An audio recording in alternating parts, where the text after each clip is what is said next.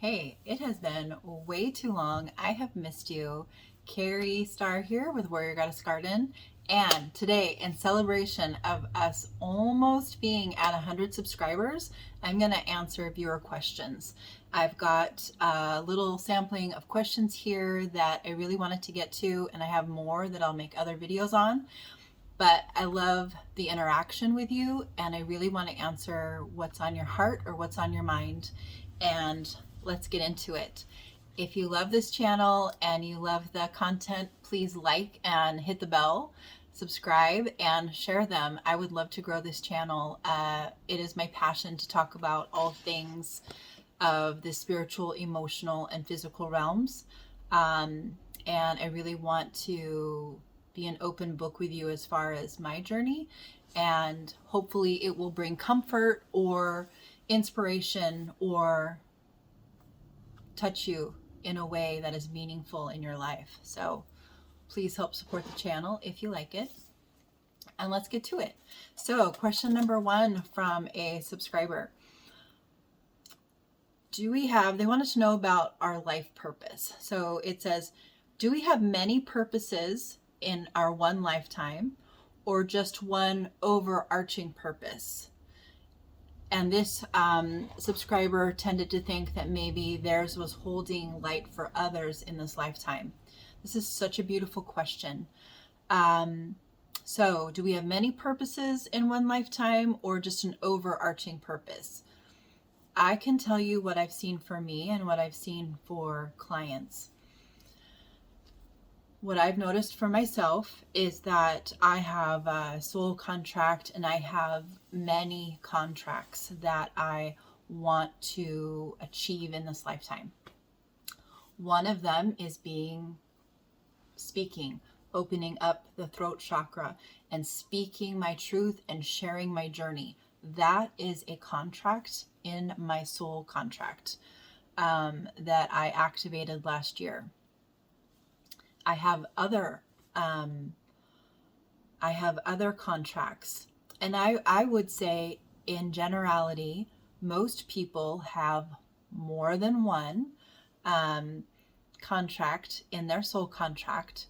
I believe that most people have many and multitudes. Now, why it might be thought that like, oh, I only have one, or I only have, there's not much that I meant to do this lifetime. Well, that could be true too. The first thing that comes to mind is that we have free will on earth. And just because you have soul contracts does not mean that you're going to fulfill them. Because when we come to earth, we have this beautiful thing called free will, and you don't have to do anything. Like, you can just float this life. You can say, you know what, this bullshit is tough here. I don't want to do this. I don't want to do this at all. And I'm a hell no. You can do that. It's not going to get you what you want when you go back through the veil. You're going to be probably a little bummed at yourself because you're like, gosh, darn it, I have to do it again. I have these contracts still that I need to live up to, and that I need to commit to and complete. So in I go again. So that's the rub. So it may be that you've chosen to say, screw it, and you're not honoring your soul. You're not crafting your soul. You're not doing what you set to do when you came. The other thing that I observe is that you may be having a resting life. Now, we have soul lives and lessons where it's intense, and we came here for this, and we're crafting, and we are going for it because we want to achieve all of our contracts. Now, it may be a lifetime where you're having a resting lifetime, where, as this subscriber wrote in and said, I feel like I'm here to hold the light. That is a huge contract, and that may be what it is. And it could be with other contracts, or for this particular person, I'm observing like you are meant to hold the light. You are meant to be love. Just emanate love like a glowing beacon on the shore. And you're just meant to live your life in as much joy as possible. Yes, I believe it's different for every single one of us. And if you want to dig into that with me, I have one-to-one sessions available every single day. It's in my link tree that is in my Warrior Goddess Garden on my YouTube channel. So you can contact me, you can schedule it all yourself, pay for it, and boom, I'll meet up with you through Zoom. It's really fun and can be incredibly powerful. Okay, question number 2. How can I best support my kids as they grow up? That's a really beautiful question and really, really important. I have 3 children, so I have some experience with children growing up and moving on, and I still have 2 in the home. The best way I observe that we can support our children as they grow up is to not always assume that we know best. And I say that, and I want to explain it. Not always assume that we know best, because I believe that our kids are also here to teach us. So to let go of some of that ego. And the second thing is to cultivate a life that you love as the parent, to be an example to your children of what it's like to live with passion and purpose. I find that that is a really enormous testament to your children, because I believe if you're living a life of passion and purpose, the other things that will come naturally is loving your children and being honest and loving your neighbor, and all of those beautiful harmonic ways of living in society and living on earth are answered when we live in passion and purpose. And having our children see that, and that means a lot of things. It means taking good care of yourself, eating good food, exercising, honoring your body, honoring your emotions, honoring your spiritual life. What lights you up? Do that and bring your kids along. Let your children see you being lit up by your life. That, more than anything, will be so thrilling for your children to watch, because as they grow up, they'll know that I want to be like my mom, or I want to be like my dad. They loved their life, and it was evident because of how they loved me, because we can only give what we are, right? So if you are living a life of passion and purpose and in your divinity, your children are going to see that, and your children are going to feel that, and it's going to make an enormous impression upon them. And then thirdly, with how can I best support my kids? The last one I would say is love them openly. And I mean a couple things when I say that. Physically, love them, hug them, speak love into them through your words and actions.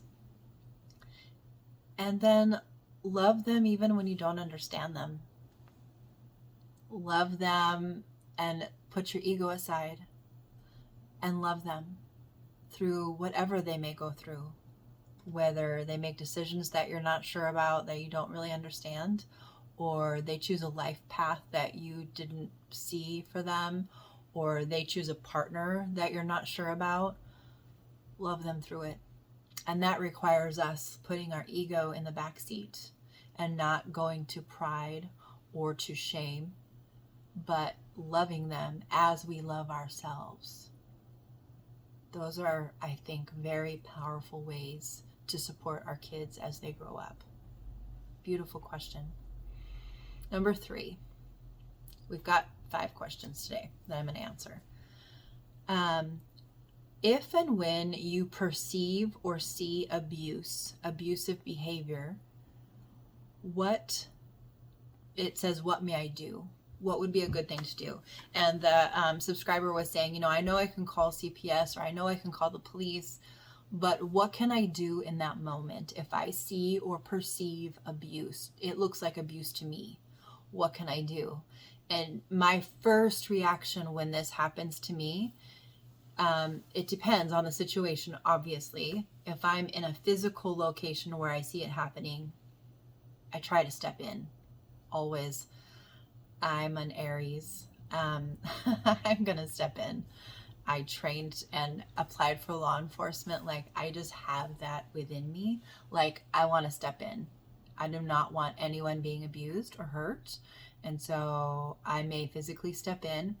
But second, if I can't physically step in, or it's not appropriate, or it's really unsafe to do so, I immediately pray. I immediately pray and I ask for angelic help and I ask for wisdom and to please show me the next step, because I'll do whatever it is.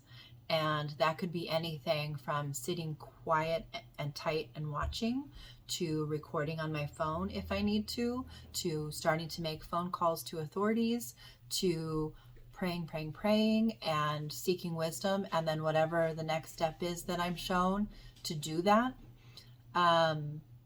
Those are the things that I've done when I've been in situations where I am seeing or perceiving that there is abuse.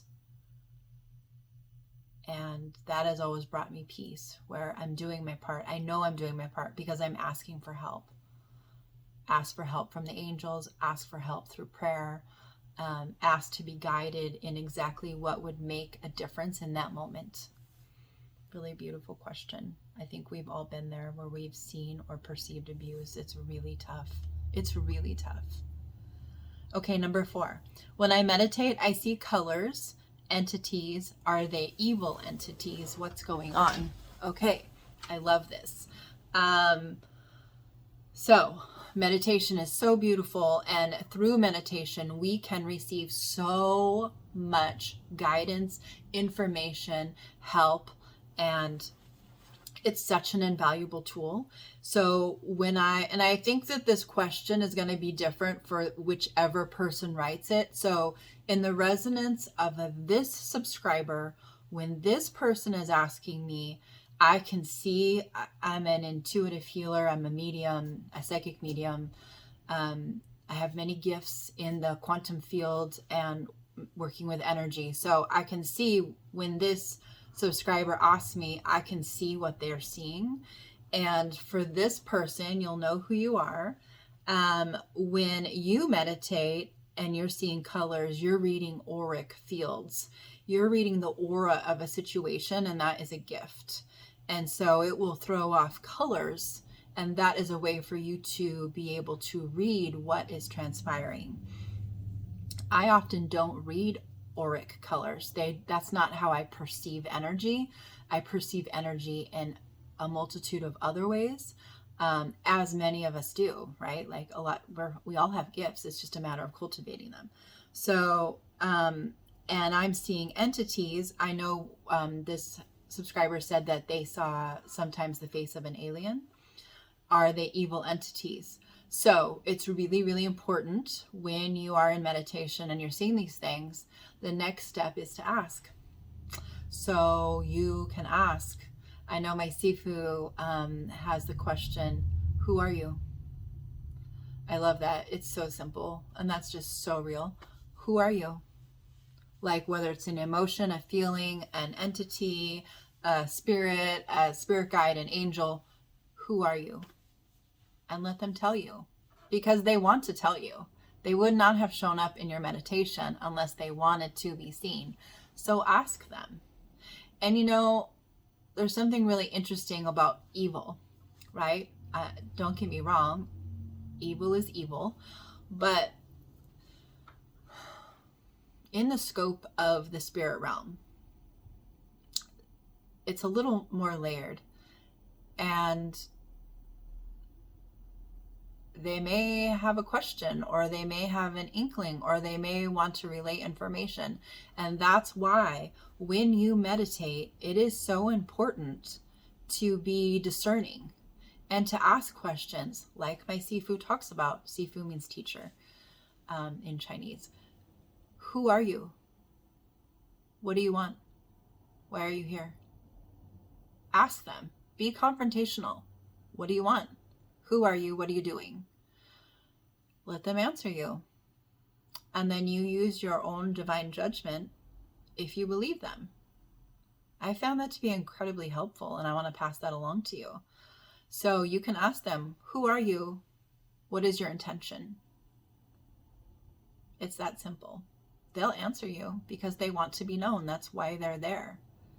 That's why they're there. And you may find that at first, it's really easy to be in fear when you start to cultivate your gifts and abilities because of what the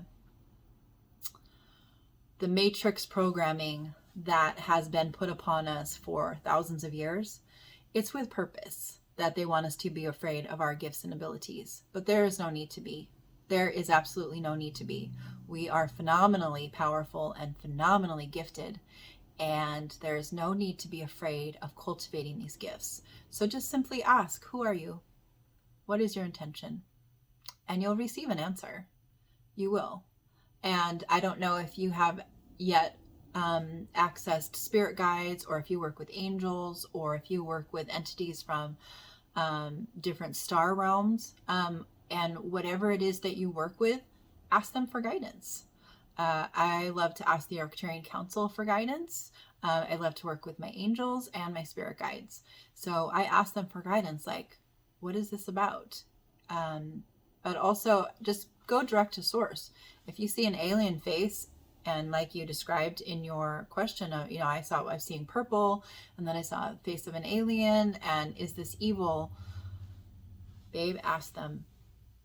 That is your divine sovereignty. You ask them, and you'll get your answer.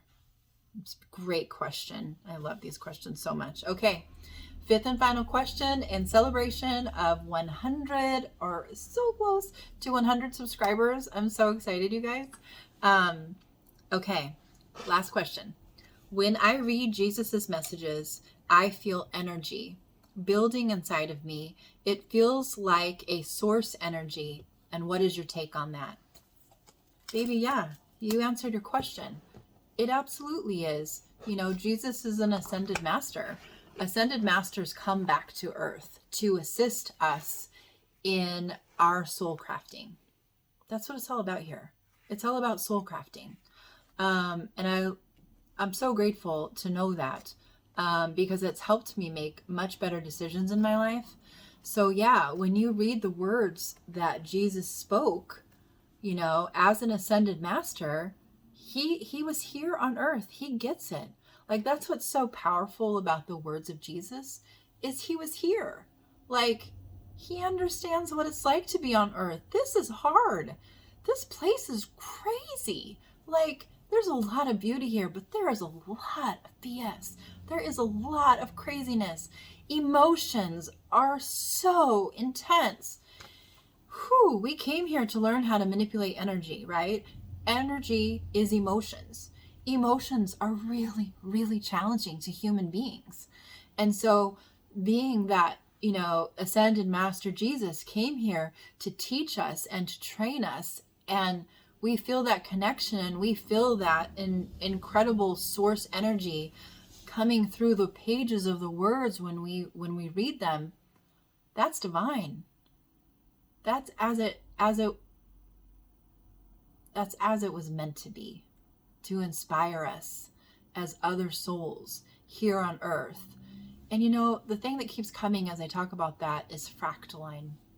So fractal crystalline energy, we are all fractals of source. These are my beliefs. This is what I'm shown through my work, through my quantum work, through working with the Arcturian Council, through working with the great divine spirit, the all, is that we are all a fractal of the divine. We are all a fractal of the central sun. We are all a fractal of whatever word you want to call God, Allah, the great I am. Any word. It's just a word. What is real is that resonance of the divine creator, right? We are all a fractal of that. So when you hear the words of someone speaking to your soul, and it resonates and you feel it in your body, or it makes you tear up, or you get goosebumps, or you get a full body feeling, that's because it resonates. It's a harmonic resonance of source, because we are all source. We are all a fractal, a tiny sliver of the great divine. That's why you feel that. And it's so beautiful, because what can then happen is it can start to be your like GPS system. How does it feel in your body? Whatever it is transpiring in your life, how does it feel in your body? That's your check-in to know if it is source energy, because you will feel it. You will feel the harmonic vibration. You'll feel the geometric code all around you. That's how you know. I'm so excited that you are here with me. I'm so excited to almost be at 100 subscribers, you all. This is so exciting and fun. I've taken the last few months off because I've had to do some very, very intense healing. And I'm back. And I can't wait to make videos for you. And what I really, really want to know is, what do you want to know about? What do you want me to talk about? What do you want to see? What do you want to do? What do you want to hear? Please tell me. I'm going to respond to all your messages, as I always do. And I can't wait to get cooking. I offer one-to-one intuitive sessions every day. You can find it in my link tree. I would love to work with you. And I have a masterclass coming up called Step into Still Point. It's for women. And how do we learn and cultivate our physical, our energetic, and our spiritual selves into the wholeness of who we are, honoring ourselves wholly as a woman. That masterclass link is also in the link tree. It's been wonderful being with you. Until next time, so love to you.